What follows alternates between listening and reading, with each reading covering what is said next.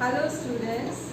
So today we will learn vowel I sound words. Middle sound I, CVC. Consonant, vowel and consonant. I, middle vowel sound I. And today we will go with G. Okay, IG sound. When W comes, it becomes wing, wig, wig, wig. And when M comes, it becomes mig, mig.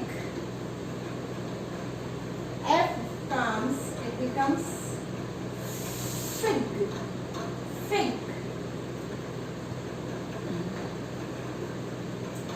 It's big, big.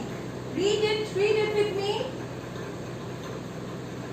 And this is pig. Pig.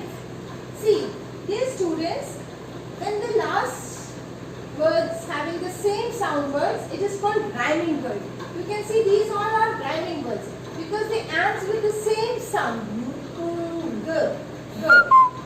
Pig, big, mig, big, fig. So they are rhyming also. They are having same rhymes. They are ends with same sound.